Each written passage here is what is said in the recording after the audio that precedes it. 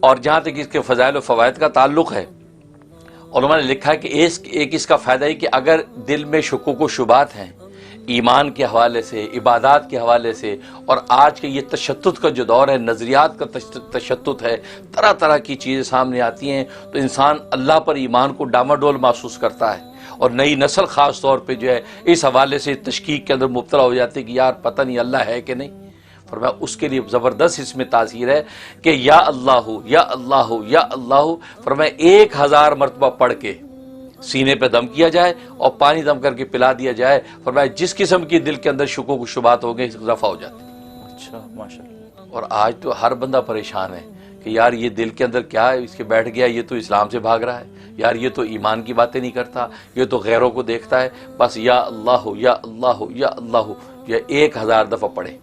اول آخر 11 مرتبہ درود شریف، اور اس کے بعد جو وہ دم کر دیں۔ بلکہ میں تو کہتا گھروں کے اندر عورتیں جو ہیں، مائیں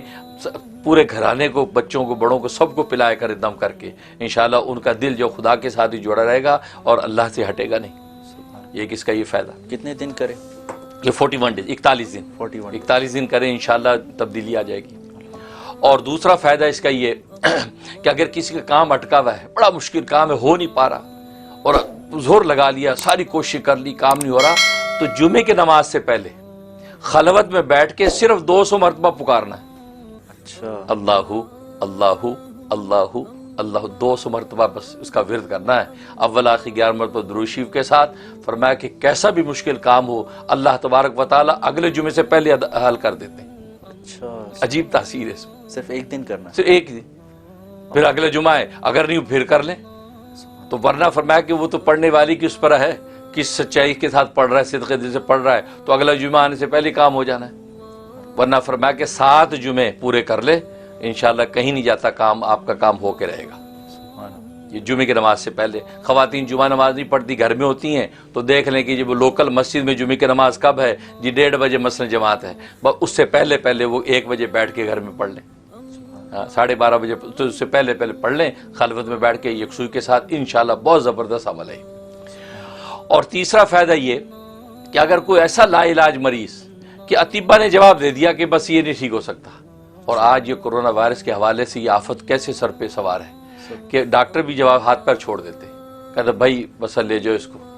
کہ نہیں یار داخل کرو اسپتال میں، تو ڈاکٹر کہتے بھائی جنازے ہی لے کے جاؤ گے، پھر تم گھر لے جاؤ، گھر میں مر گیا تو اپنے طریقے سے دفنا دینا، یہاں سے جائے گا تو پھر ہم تو اپنے طریقے سے پھر آپ کے حوالے بھی نہیں کریں گے۔ یہ ڈاکٹر کہہ رہے ہیں یہاں پہ، کتنی خطرناک بات ہے۔ یعنی ایک مومن کے لیے سب سے خطرناک بات تو یہ ہے کہ حوالے نہیں ہوگا، اور جنازہ جس شان و شوکت کے ساتھ کرنا چاہیے تھا وہ نہیں ہو پائے گا، غسل نہیں دے پائیں گے،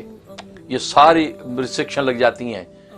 تو ایسا مریض اگر گھر میں ہو گیا، اس کو افیکٹ ہو گیا، اور عام طور پہ تو یہاں ڈاکٹرز اب یہی کہہ رہے ہیں کہ بھئی دیکھو جب تک سانس نہیں اکھڑنے لگا نا، اس وقت تک تو ہم داخل ہی نہیں کرتے، آپ لے جاؤ، ابھی تو صرف بخار آیا ہوا ہے، جسم ٹوٹ رہا ہے۔ تو اس موقع پہ اس سے اچھا عمل کوئی نہیں ہے، اس سے اچھا عمل کوئی نہیں ہے، اور اس کے لیے 125 مرتبہ یا 66 مرتبہ 66 مرتبہ یہ اللہ کا ورد کرنا ہے۔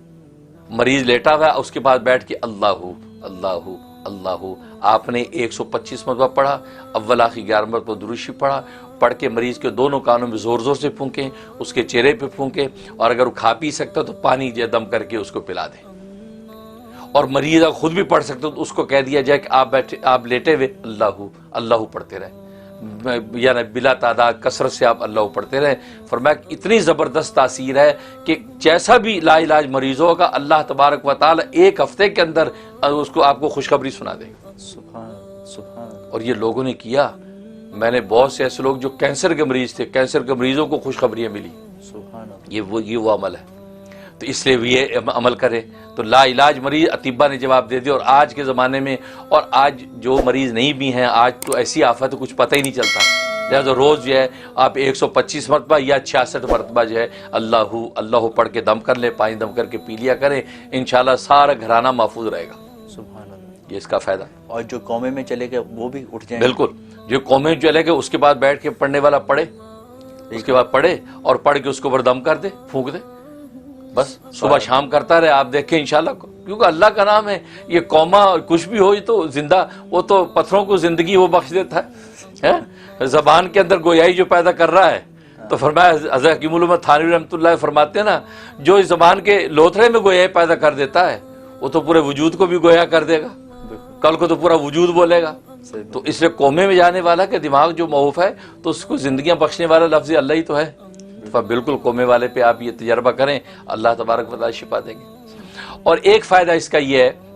کہ آپ چاہتے ہیں کہ میں روحانی ترقی میری بڑھے، اللہ کا قرب بڑھے، اور میرے دل اللہ تبارک و تعالیٰ کے عرش کے ساتھ جڑ جائے، بس ایسی کیفیت ہو جائے بس دل وہیں پڑا ہے۔ جیسے جب مسجد میں دل پڑا رہے،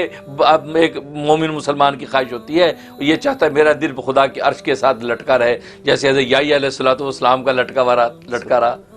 تو فرمایا کہ اس طرح ایسی کیفیت میری ہو جائے، تو فرمایا کہ اسی میں تاثیر ہے اس کی، اسی اللہ کے لفظ میں تاثیر ہے۔ فرمایا کہ اللہ کا جو ورد ہے 1000 مرتبہ کرے، 1000 مرتبہ یکسوئی سے تنہائی سے بیٹھ کے، اور اسی تصور سے کہ یا اللہ دل کی ایسی کیفیت ہو جائے کہ دل جیسے عرش کے ساتھ جڑا ہوا، بس دنیا نکل جائے دل سے، بس دنیا بس دائیں بائیں تو ہو لیکن دل میں سوائے تیرے کسی کا خیال نہ ہو، بھائی یہ شان اور کیفیت عطا کر دے۔ تو 1000 مرتبہ روزانہ اللہ اللہ اللہ کا ورد کر لے، اول آخر 11 مرتبہ درشی پڑھ لے، اور اپنے بدن پہ دم کر لے، خدا سے فریاد کر لے، انشاءاللہ اللہ تبارک و تعالی ایسا سینہ اس کا 41 دن کے اندر اس کا سینہ ایسا منور کر دیں گے کہ اس کو پھر جو ہے وہ دنیا میں چلے گا، جنت کا مزہ لوٹے گا۔ یہ اس کے فضائل فوائد ہیں، اللہ تبارک و تعالی عمل کی توفیق عطا فرمائے۔ جزاک اللہ حضرت۔ اس میں آپ نے ایک چیز فرمائی تھی حضرت شیخ کے حوالے سے، پیران پیر کے حوالے سے، کہ اللہ اس طرح سے کہے کہ کوئی اور کچھ بھی نہ ہو، خالص ہو کے اللہ کو پکارے، تو خیالات نہ ہونے کا کیا مطلب؟ اس لمحے میں نہ ہو، کیونکہ اس سے پہلے اللہ کا نام پکارنے سے پہلے بھی خیالات ہیں، اس کے بعد بھی خیالات ہیں، اور پھر خیال نہ ہونے سے کیا مراد؟ کیونکہ اپنی ضرورت کا خیال تو کم سے کم ہوگا جس ضرورت کے لیے پکار رہا ہے۔ اچھا سوال کیا، بہت اچھا پوائنٹ اٹھایا۔ بھائی نہیں، وہ اس لمحے میں جب پکار رہا ہے نا، اور جس ضرورت کے لیے پکار رہا ہے، اس لمحے میں بس یہ تصور ہو صدق دل سے کہ اس ذات کے علاوہ کوئی کرنے والا نہیں ہے، اس کو پورا اسی ذات ہی نہیں کرنا، اور کوئی کر ہی نہیں سکتا۔ بھلے بظاہر چھوٹا سا کام ہے، مثلا ایک نمک کی ڈلی لینی ہے یا ایک جوتی کا تسمہ، تو تبھی تو نبی کریم صلی اللہ علیہ وسلم نے فرمایا کہ جوتی کا تسمہ ہو یا نمک کی ڈلی ہو، وہ خدا سے مانگو۔ حالانکہ نمک کی ڈلی پڑوسی دے دے گا آپ کو، تسمہ دکان سے آپ کو مل جائے گا، لیکن فرمایا اللہ سے مانگو۔ اس کا مطلب یہ کہ وہ جو بھی چیز آپ مانگ رہے ہیں، اس لمحے میں آپ یہ تصور باندھ کے مانگے کہ اس خدا کے علاوہ اور اس کو جو حل کرنے والا نہیں، اے اللہ خالص ساری کی ساری ہے، ایاک نعبد و ایاک نستعین، تجھی ہی سے ہم مدد مانگتے ہیں، اس شان کے ساتھ ہاتھ اٹھائے گا، اللہ تبارک و تعالی اس میں اعظم کی طاقت پیدا کر کے عطا کر دے۔ سبحان اللہ، یہ مطلب۔ جزاک اللہ خیر۔